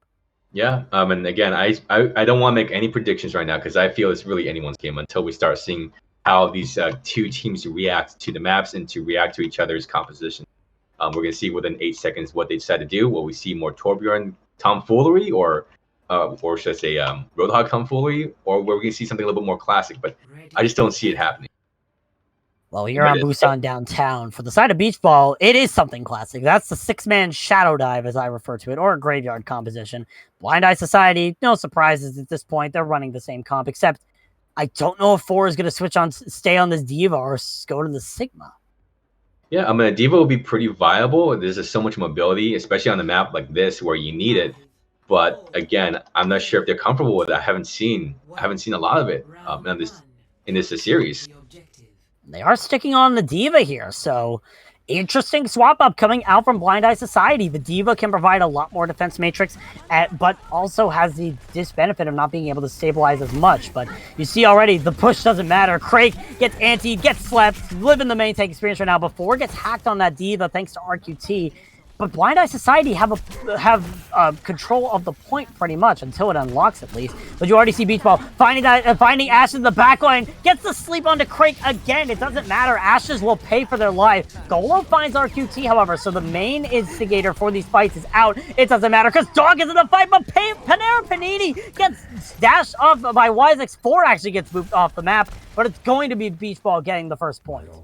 Yeah, I mean, that was wild, but I mean, I played Shadow Dive before years ago. Is it years ago at this point, or just a year ago? But probably years ago. I remember just like how much utility you have Shadow Dive, and you just, if one character goes down, you still have so many other tools in your belt that you can use against this composition. Yeah, definitely. You already see that Diva making a lot of impact. Golo gets hacked, but it's 4 being able to keep that defense matrix up. But Torvasi is in the back line with the tactical visor, trying to get any sort of last-minute kills. Won't be able to, as Beach Ball are just able to use the natural cover to their advantage, and looks like they'll be able to hold it out.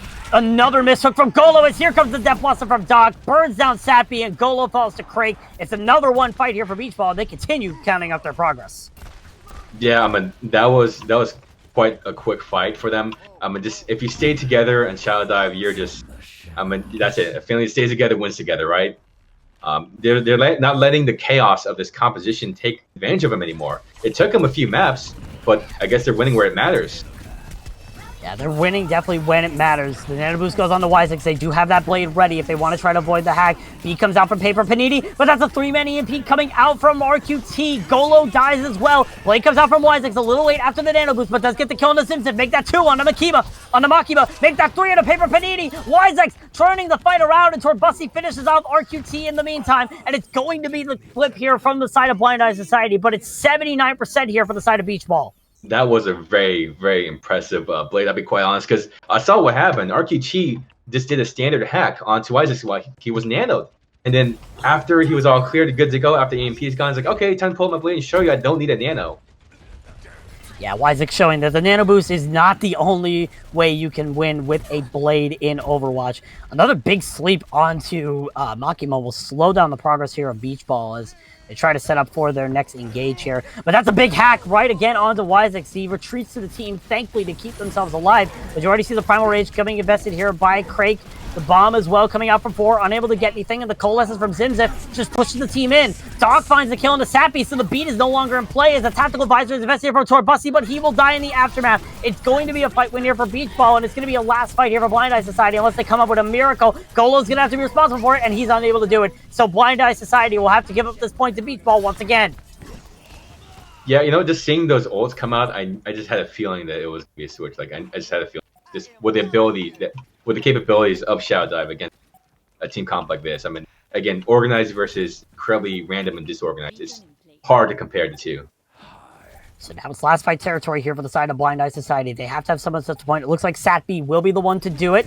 The point is contested. Overtime is triggered, but Doc has already found Golo. That's not a good start here for the side of Blind Eye Society as the rest of Beach Ball comes to the point. The Blossom is invested by Doc, gets eaten entirely by 4 as the blade comes out by Wisex, but it's a 4-man EMP coming out from RQT, and the bomb is there for Makima to clean up the rest of the point. Wisex, however, has found 2 with the Dragon Blade. Nonetheless, trying to make sure they can try to finish off the point, but the kills are still in favor here for the side of Beach Ball. But now Craig's dead. Torbussi trying to turn it around here with the Reaper that he just switched onto as the coalescence assist there from Zip. The ball coming out back here from Golo as the rest of Blind Eye Society try to finish up the point, and it looks like they will. In the end of the day, it's going to be Blind Eye Society trying to turn this around, but still it's back and forth. Doc's finds a kill on the Torbasi, but Wisex finds Makima, so it really is a back and forth affair, and it's all over the place, but it looks like Blind Eye Society has the advantage. As I say that, though, the rest of the team members are jumping in, but now it's just Crake and Doc on the point. Blind Eye Society eventually will clean up these clicks and will be able to flip this point into their favor as long as nothing crazy happens.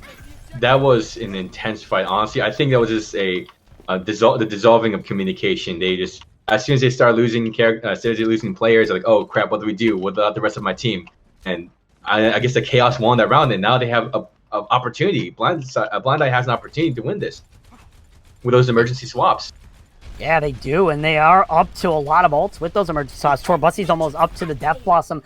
Look at Golo, 60% to a Mines. He switched to that mid-fight, so it's the potential here. Panera Panini gets anti-nated as the bomb comes out from 4. Gets Panera Panini as well! So 2 picks already in favor here for the side of Blind Eye Society as the side of Beast Ball uses ult. Doc's able to kill Torbasi, however. It's back and forth once again. These fights have just been nothing but chaotic, but Wisex finds 2 on the Tracer! We've seen him so much on the Genji, now there's a 3rd kill! Wisex showing up on any dive hero that exists in Overwatch today, and it might win Blind Eye Society this point. I mean, this is insanity. I mean, all they have left really is what they have left. Honestly, they have just the 2 attack, 2 DPS ults. Yeah, they have the EMP from RQT, which lands on the 3, but there's no follow-up there. Doc comes in with the Death Blossom, and once again is eaten up by 4. RQT finds the kill on the Torbasi, but it still might not be enough. That's 2 kills now for the Sombra. As I say that, SATB boots them off, however. Unfortunate for RQT as the rest of Beach Ball try to come back onto this point, but that's a massive anti-nade again from Ashes! The silent support of this entire series has been doing amazing and has been finding these anti-nades when Blind Eye Society is needed them the most, and Blind Eye Society go to series point! Oh my goodness.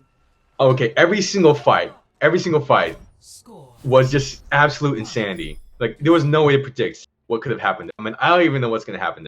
And I would love to see, like, you know, kind of like the underdogs kind of go off in the back, like, for Blind Eye Society to kind of just pop off, you know, get that underdog win. But, I mean, I don't know. It's like every single turn, it's a new chapter. It's like it's a new page. It's a new mystery of how they're beating the other team.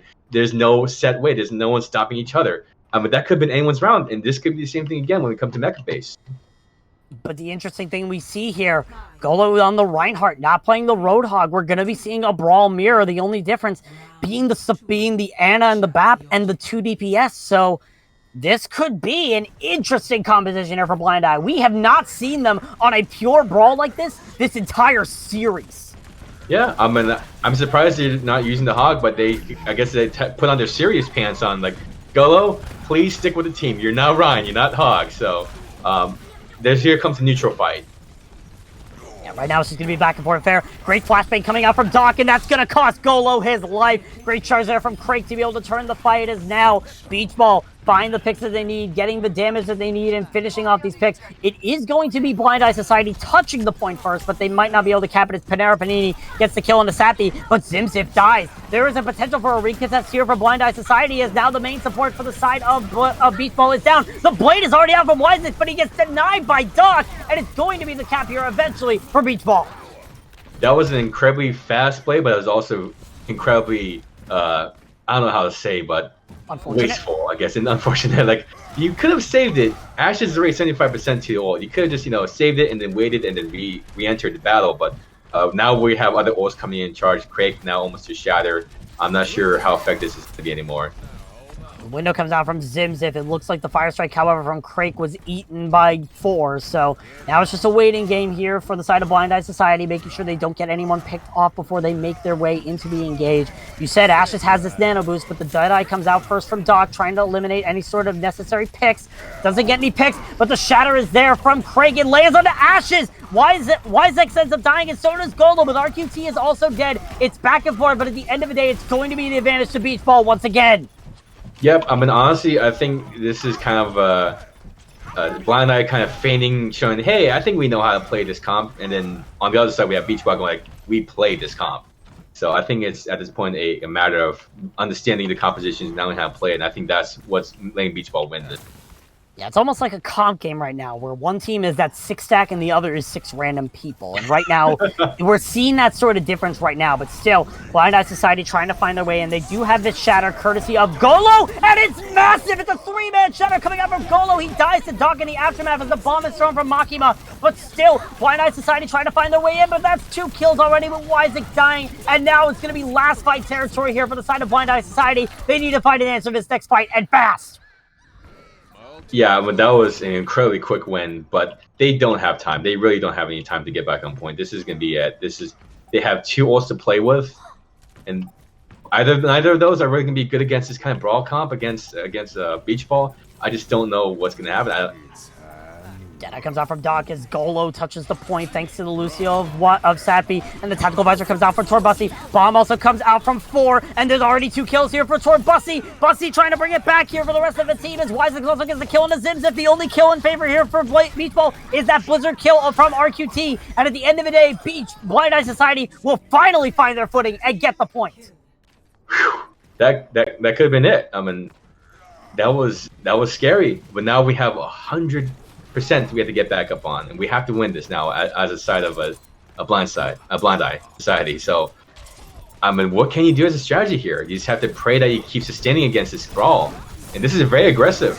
Oh, and the wall is big coming out from RQT, but the block is there. Golo able to stay alive, charges right at the enemy team as Doc gets the kill, but Wyzik invests that blade, and now the kills are all going in favor here for the side of Blind Eye Society. They win another fight and use an ult to do it.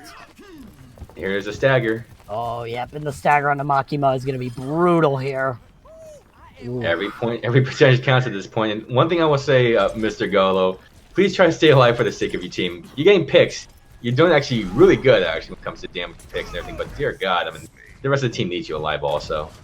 Yeah, I mean, Golo has the most deaths in this room by far, 10. So Golo needs to be careful about how much he's surviving as Blind Eye Society see the flank coming in for Beach Ball. The shatter from Golo misses. The bomb from Makima finds Sappy. And finally, Beach Ball find the picks that they need. They're getting these picks they need. Ash is able to get Crank, and Torbussi finds RQT. So it's back and forth. And Torbussi's visor goes to waste thanks to Makima. But still, Blind Eye Society willing to touch this point. Ashes has that amplification, make sure he's able to eliminate a few. Wyzik dies, Ashes dies, but still, Blind Eye Society have this point, and they might be able to hold it for as long as they need right now. This is perfect situation here for Blind Eye Society to try to get to do to hold this point. But still, the kills are trying to come back here in the favor for the side of Beach Ball, but still, Blind Eye Society are finding the kills that they need. Oh my gosh. This is it. This is Final Fight territory. Where are the ults? Where's the team? What's happening? We got 1 shatter, and we got probably another shatter from Golo, so that's all we have to play with. This is a neutral fight win. This is going to have to be it. This is it, the last fight. It's going to be RQT touching the point first to trigger that overtime as Beach Ball coming on the point. The shatter is a whip from Craig. That could be detrimental as Golo turns right in the line. Doesn't die, however. That immortality from Ashes keeps them alive, and the beat is there from Panera Panini to keep the rest of the team alive. Golo finally dies, and the rest of the team of Beach Ball is there to clean up the fight. Blind Eye Society have no answers, and they're going to have to try to bring themselves to a win on a 3rd point here on Busan. It's all coming down to Sanctuary. If I see another 99 to 100, I'm gonna flip out. I don't know what to say. I mean, this is, again, this would have been anyone's map again. I thought, like, there's no other way to go around this. I mean, everyone's like putting up all the punches. Like, I don't know what I can say about this. I mean, I'm a little bit flabbergasted, a little bit clueless. I don't know, maybe my dumb. I need to drink more dumb-ass juice. I don't know what to say.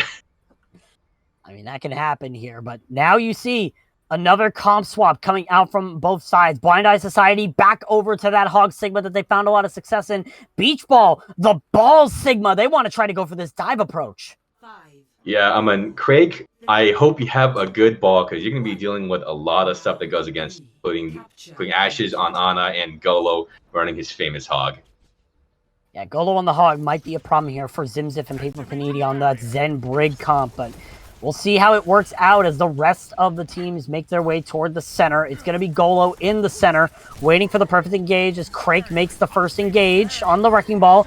Good pile drive, and Doc finds Golo. That's the biggest threat to Beach Ball's composition right now, and it's already out of the picture in the first fight. Golo says awesome in the chat, which, yeah, that is awesome for the side of Beach Ball, as they're just going to try to clean up these picks and get the point for themselves. RQT finishes now. Torbussi as 4 has to retreat with the rest of his team, and it's going to be Beach Ball capping the point first. I don't think they expected the Craig ball, I'll be quite honest, because they weren't expecting this whole time. They were never really a flanky kind of team, Beach Ball that is. And all of a sudden, hey, look at that. We got all this extra damage with Zimzif on the Zen, and we got freaking Craig running the back and ruining people's lives. Yeah, definitely is going to be an annoyance for Golo. He has to prioritize getting a big pick that could turn the tide, or trying to hook Craig and hope to God he doesn't have those adaptive shields up. So it's a really, Beach Ball are playing with Blind Eye Society's brains right now and trying to throw them off course. Blind Eye Society, they want to try to take this engage here. Golo misses the hook as they try to make the rotation in, but Zimzif has found Wisex, who tried to dive for the back line. So already it's an advantage here for the side of Beach Ball, as one of the main damage dealers is done. Golo, however, makes his way to the point, but not for long, as Craig will finish him off, and it's going to be another fight win for here for Beach Ball as they continue the hold. Yeah, but this is scary, because I feel like now that they're running a comp, this is a pretty classic comp on the side of a Beach Ball, but I don't think Blind Eye Society ever prepared for it. Someone to actually kind of meet some eye to eye when it comes to a little more of a chaotic comp, something more split. Yeah, Blind Eye Society need to find their way in. They were able to get the pick off onto RQT, who did use the Pulse Bomb, so there is potential here for Blind Eye Society to make it work. They're almost up to this Nano Blade as well. We've seen these Nano Blades be big. The Nano goes out onto Wisex, and he's able to get the kill into Paper Panini. The Transcendence is also forced out of Zimzif, so the potential is started. There is a chance here for the side of Blind Eye Society to bring it to their favor. B comes out from Satfi as the dive comes in from Craig, trying to separate the rest of the team, but it's already at 87%. It's going to be Blind Eye Society winning the point, but at what cost? I mean, I just realized Golo swapped off the hog. But Wisex just popped off. I was kind of so focused on what Wisex was doing. I didn't even realize that we had a little bit of a comp switch here. But, I mean, here we are again. Now we're at 95, but this has happened twice now. They got to, like, the very edge, like, the final fight territory, and all of a sudden the other team just brings it all the way up to overtime. So now it's going to be on Beach Ball to decide what they want to do for these compositions. The Flux comes out here from 4, lands onto 3, doesn't get any kills, but the Deadeye is also there, and so is the Blade from Wisex. So far, 4 kills resulting here from all of these ults. Craig's able to finish off Wisex, but it's going to be a retreat here from the side of Beach Ball. That was a bit of an overcommitment. My personal opinion, that was a lot of ults at all the same time. I'm not sure if they got that coordinated correctly or not, but now they don't have really a lot of ults left to play with when it comes to the next attack, and they only have one fight to win. Yeah, Golo needs to be a big one, and Dog finds that first kill in the Torbussi! That's a massive pick. RQT finds Golo as well, so those mines will not be a factor in this fight. Makima uses the Gravitic Flux, unable to get anything with it. The mines are invested here from Craig, trying to separate the remainder of Blind Eye Society. All of a sudden, Wisex on the point. He has a nano, but he's also back in the grave as the rest of Blind Eye Society fall, and it's going to be the recap here from Beach Ball. Torbussi and Golo are there to try to contest the point, but Torbussi's already dead, and the tactical visor is used from Dog to finish up the kill on a Golo, and sound those car horns, everybody! It's a beep reverse sweep, and Beach Ball are going to the semis! I don't think I've ever would have imagined a reverse sweep on. I honestly couldn't imagine that. I thought, like, oh man, we'll be done by dinner time. But no, it's 10 o'clock at night. And look what just happened. We just got a reverse sweep. Wisex, as much of a hard carry as he was, just wasn't enough for the team coordination that Beach Ball had. I'm amazed. This was an incredible series. Yeah, I talked about earlier how the main coordination was really with Beach Ball. They were able to have that more coordination than Blind Eye Society. Yes, it was not as successful, but it was more coordinated in the end. But now they were able to hone in on those coordination skills, find that individual skill that they needed, and be able to bring it back in the end. So Beach Ball will go on to the semifinals here in the League Zero Midseason Tournament 2. Blind Eye Society, so close to being one of the biggest upsets we've seen this season. Unfortunately, they will have to fall at the end. A very unfortunate fate, but it's going to be interesting to see what happens as the season goes on. When we come back, we'll be back with an interview from a member of Beach Ball. We'll see you after the break.